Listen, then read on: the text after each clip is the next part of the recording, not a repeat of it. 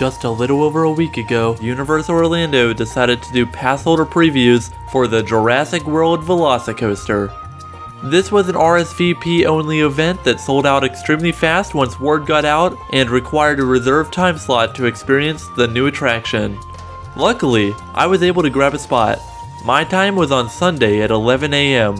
Also, fair warning, this video will contain spoilers for both the queue and ride experience. So if you're one of those people who want to be completely surprised when you ride, then you may want to turn away. You have been warned. Okay, so let's start where all riders will begin their Jurassic adventure. During the previews, we did enter the attraction and show confirmation that we had the reservation by entering down the side walkway next to the Discovery Center. Unfortunately, the Hogsmeade bypass bridge was not open during previews, so I couldn't get shots of the coaster from there with riders. But as you turn the corner, you see it, the 155-foot top hat just sitting there. And may I just say, what they managed to do to the courtyard in front of the Discovery Center really is just incredible. It's very pleasant to be in and very clean, like Jurassic World should be. You can really tell that this is meant to be a mini Jurassic World land within Jurassic Park. Many are wondering if the rest of Jurassic Park, including River Adventure, will be rethemed to the newer movie franchise following VelociCoaster's opening in the near future. Let me tell you, even if it never got the full retheme, it's done in such a way where it's so seamless where the two movie timelines never feel like they clash once. On the Jurassic Park side, you got the Raptor paddock view of the coaster, which goes well with both timelines, and in front of the Discovery Center, the only thing that interferes with the Jurassic World theme is that it still says park on the sign. So maybe they'll fix that soon. Now that you spent more time than you probably should have admiring the coaster, let's head on into the queue. Guys, I'll go as far as saying it is one of the most immersive queues I've ever been in. And that's saying something. I'm talking on the level of Rise of the Resistance.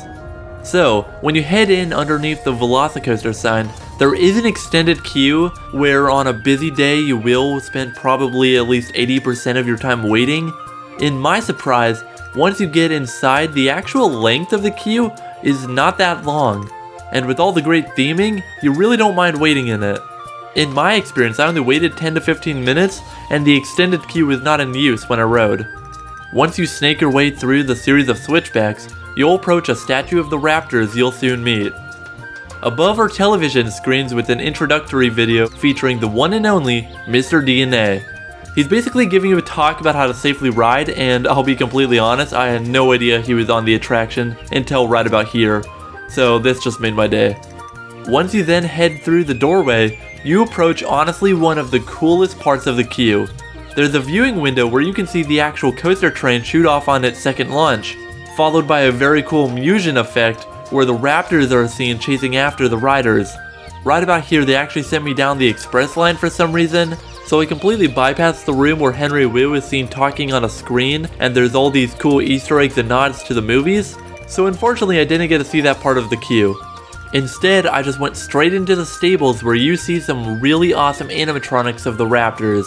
They growl at you and move around in such a way, I mean the whole wall shakes when they move. Apparently here you should also be able to smell and or feel the raptors breathing on you as you walk by, as I understand. I don't know if it just wasn't working when I rode, but I couldn't smell or feel any sort of effects in that area. Still amazing nonetheless. Also, I don't think enough people are realizing this, but this room actually does play an important role in the story.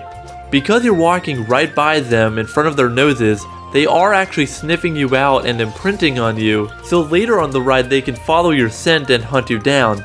Just thought I'd point that out. After that, you'll approach the locker area. By having the lockers placed here instead of outside of the attraction, it honestly is the best thing Universal could have done. And all rumors of them being double-sided so you can place them in on one side and pick them up on the other side as you exit is true. Do note that there are in fact metal detectors, just like on The Incredible Hulk and Rip Ride Rocket, so you will need to empty your pockets completely and nothing is permitted on the ride. You'll then head up the stairs and are greeted by a pre-show video by Owen and Claire. Unfortunately, the full video is around 5 minutes, but because this is a free roaming queue, You most likely won't spend more than a couple minutes inside that room before you get put onto the ride, so it's very unlikely that you will get a chance to see the full video on one ride through. I actually took a little bit longer than I probably should have in that room because I kind of bent down to tie my shoe just so that I'd get to see more of the queue video. So I kind of was holding up the line a bit, but I'm not complaining. Next you'll head to the load station to board. Not sure how this will be in non-COVID times, but I asked for the front but was turned down because the line for the front row was full. Instead, I was put in row 8. Not ideally where I wanted to be for my first ever time riding a coaster I've spent the last 2 years covering, but oh well. Now it's time to finally ride. I know there's been a lot of debate about the restraint system and them only being lap bars instead of over the shoulder restraints, but let me just tell you, the ride experience is so much better like this. So once you board the ride vehicle and dispatch, you will head into a left-handed turn into the first show scene. I know you should be able to see the 4 raptors inside of their cages on either side of the ride vehicle getting ready to charge out, but where I was seated since I was near the middle, I never got a good view of them. As soon as the raptors charge out and some amazing dialogue by Chris Pratt, you take off into the first of 2 launches, directly into the first element in Immelman. May I just say, the number of head choppers on this ride are more than I've experienced anywhere in the world. I had my hands up honestly as much time as what was possible, but had to keep putting them down and ducking in fear of hitting something. From my understanding, they actually did make the clearance as close as possible with only an inch. You get really close to smacking rockwork. So as soon as you head down the Immelman, you directly go into a dive loop, followed by the on-ride photo. Then you immediately do a surprisingly jarring turnaround into an airtime hill that really throws you out of your seat. After a quick left turn through some rockwork, you head into the S-bend as you narrowly escape a couple of the raptors. I feel like I should mention that there is no onboard audio for the coaster, other than the beginning and end where you hear speakers, and of course right here where you can hear the raptors screeching at you. And also the raptors here have no moving parts, but you're going fast enough where it's really not a problem. Right after, you do go through another quick turnaround and pass by a couple more of the raptors before then heading up and over some more rockwork and into the second launch. Before we discuss the second half of the ride, I just wanted to say to all those who think or thought that this ride was going to have pacing issues, it really does not. It hauls through its layout. Views or videos from the outside of the coaster really don't do it justice. You have to experience it to believe it. Another thing, the coaster is surprisingly not glass smooth like we all thought it would be, considering it does look that way when you're on the ground. Not to say it's rough, but there is a little bit of a rattle going on, and it definitely added to the overall intensity that made it feel even faster. So I guess that is a plus. Considering I was towards the back half of the coaster, I'm not sure how it feels in the front, since I have not ridden there yet, but I think this may have to do with the longer trains. I think we all should know by now that the track design is really meant for 3 or 4 car trains, but Intamin and Universal decided to up the capacity by putting 6 car trains instead. I think due to being semi towards the back, I really felt that extra weight and pull on the track. Then once you head down the second launch, I honestly wasn't expecting it to be as powerful as it was because you actually enter the tunnel to launch at 40 miles per hour. So you're already moving. It actually kind of felt like Maverick's launch a little bit. That surprised me. Once you come out of the tunnel, you head into the 155-foot top hat and crest over while getting an Osprey Eyes level view. To me, if you're someone scared of heights and that's what's really holding you back from riding this, let me just tell you, you're up there for such a short amount of time, and because you're still processing the powerful launch, you're back on the ground before you know it. So once you do reach the ground, you surprisingly get very close to the wall if you're in the left seat, which is where I was.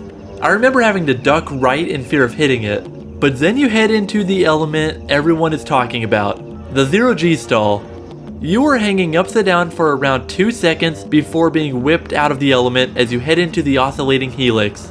I honestly can't even describe the sensation you get as you go through the stall, but following it you do come into the first wave turn.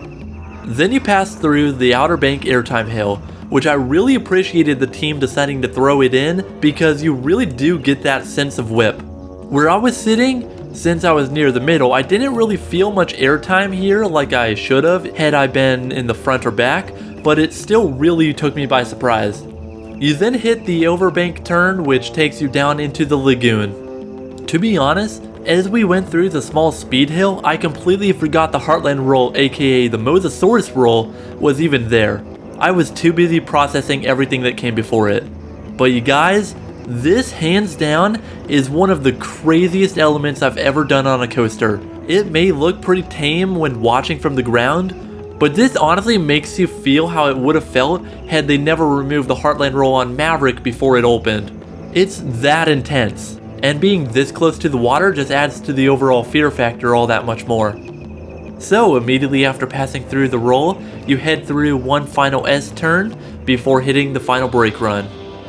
Then as you turn the corner, you can hear some final words by Owen Grady, and the ride is over. It's a pretty short ride. From the moment of the first launch to when you hit the brakes, it's over in about a minute. That's pretty short when compared to other Universal coasters. Also, a small detail I thought I should mention, when you roll back into the station and it's time to exit, I feel like something they could work on is by having a team member placed there to tell riders to keep their head back and their arms down, because when those restraints come up, they fly.